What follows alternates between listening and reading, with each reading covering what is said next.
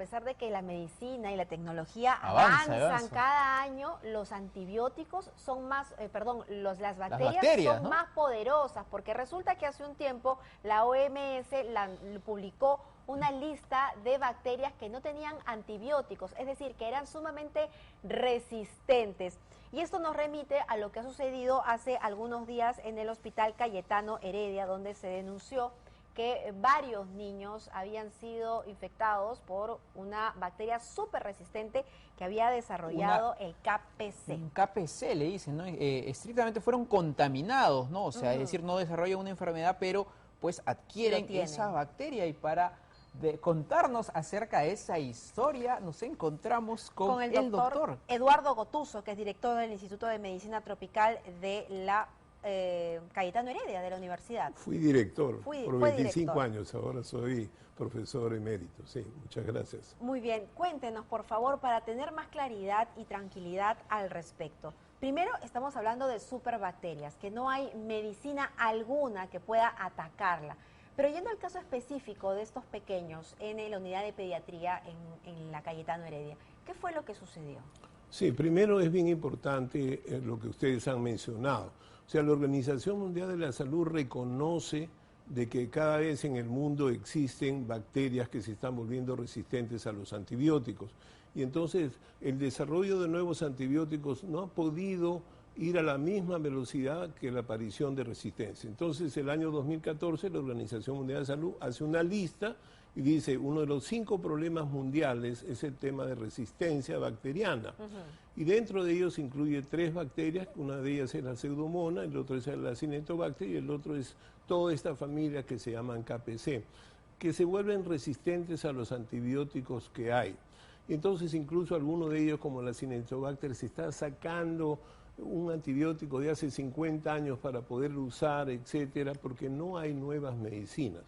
Bueno, los KPCs ocurren en todo el mundo. O sea, el Perú es uno de los últimos países de América Latina que ha comenzado a tener el problema de KPC. Hace 10 años en Colombia era un problema de todos los hospitales, en Estados Unidos y en Europa durante años ha sido un problema casi incontrolable, donde una de las cosas que se hace es lo que se llama vigilancia epidemiológica. ¿Qué significa eso? Hacer un procedimiento de una vez por semana a todos los pacientes que tengan cualquier enfermedad dentro del hospital, se le hace un examen rectal y se busca esta bacteria. En el caso estamos hablando de pacientes que sobre todo llevan mucho tiempo internados. En el caso de Cayetano hubo un chico que tenía más de 15 meses hospitalizado. Lamentablemente en el Perú no tenemos hospitales intermedios. La norma dice que después de 6 meses uno debería salir del hospital independiente de qué cosa es lo que tenga.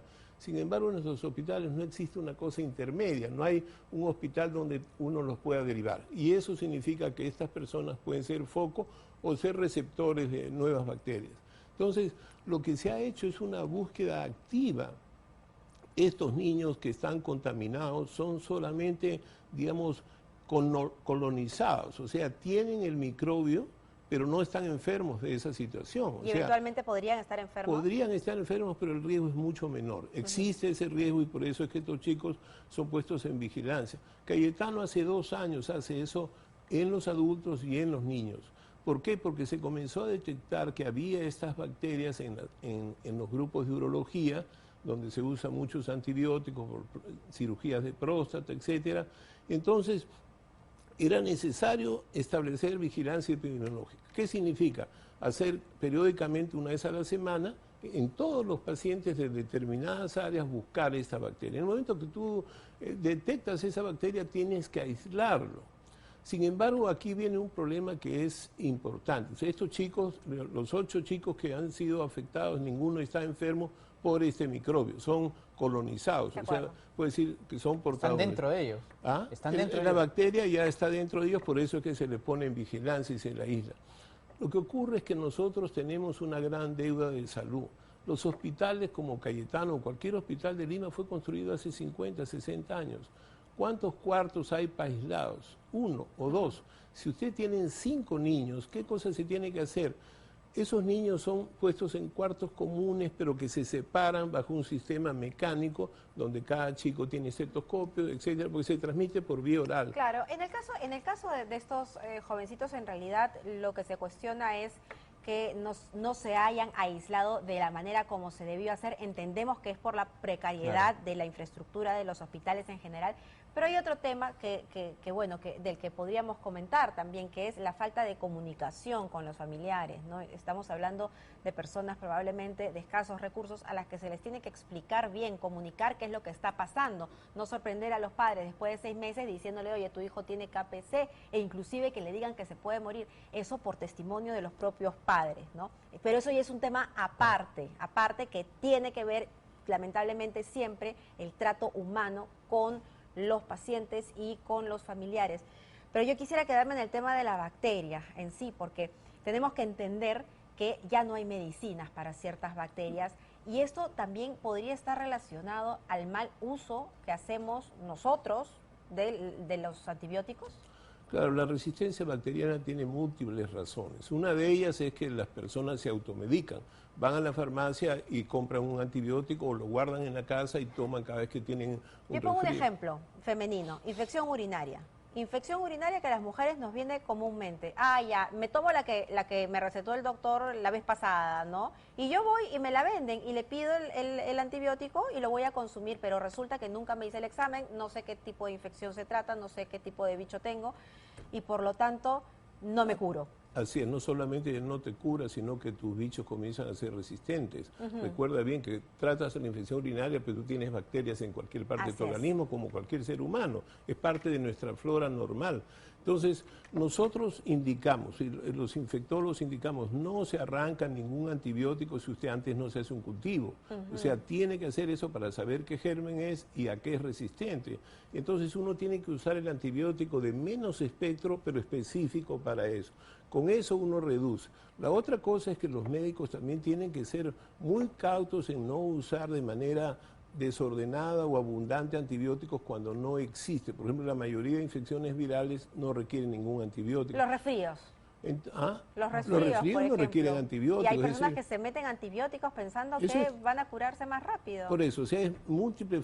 Fíjate, es tan importante que muchas veces en determinadas culturas se da antibióticos a los pollos o a los cerdos para que crezcan más y eso repercute en el ser humano. O sea, parecen mentiras, pero la humanidad tiene ese problema. Entonces, el uso exagerado, por eso es que hoy en día las comisiones en los hospitales y en el Ministerio de Salud tratan de prevenir eso que comentas, el uso inadecuado.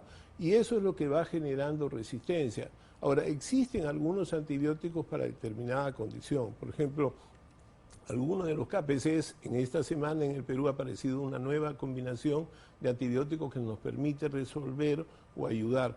Pero otros antibióticos son sumamente caros, no son fáciles de disponer, etcétera. Entonces, el gran objetivo de la Organización Mundial de Salud en el cual nos alineamos es reducir la aparición de resistencia con el uso adecuado y racional de los antibióticos. En este caso, lo que estamos haciendo en Cayetano, yo no soy parte del equipo, pero he sido director por mucho tiempo del instituto que ayuda, es que se haga una vigilancia. Porque si no haces vigilancia no te enteras que estos chicos están colonizados.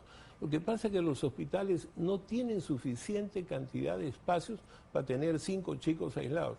Por ejemplo, en los adultos ya tenemos desde hace 2 años, entonces todos los hospitales deben comenzar a vigilar esa condición para que no crezca. O sea, nosotros como universidad y como hospital siempre hacemos investigación para detectar los problemas, reducir los problemas y paralizarlos, como va a ocurrir cuando venga pues, el coronavirus.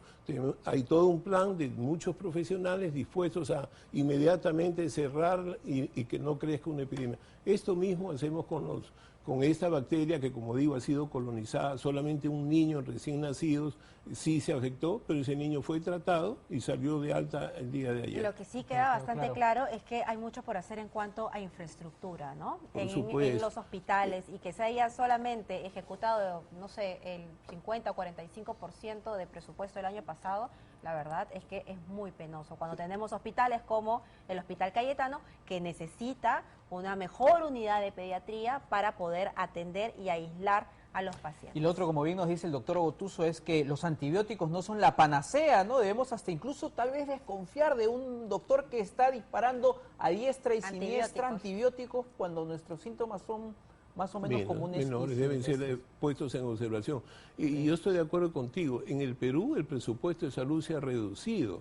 Y en segundo lugar, Lima tiene hospitales del año 60. No tenemos del siglo XXI. O sea, hay 32 millones de celulares, todo el mundo tiene celular. Estamos viendo un partido de Europa o un partido en Japón. Pero el sistema de salud está casi abandonado en el sentido de que tenemos que hacer que las regiones inviertan en su salud, que el Estado peruano crezca y que los hospitales se crezcan y crezcan en número y crezcan en hospitales intermedios. Y finalmente, lo que yo digo, los programas nacionales de salud son programas a largo plazo, o sea, son programas que tenemos que hacer. ¿Cómo es posible que tengamos 6 ministros de salud en 3 años? No puedes construir. El plan de salud es un plan nacional e independiente de nuestros credos, hay que tirar adelante. Que seguir a largo plazo, como usted dice. Doctor Gotuso, muchísimas gracias por estar aquí.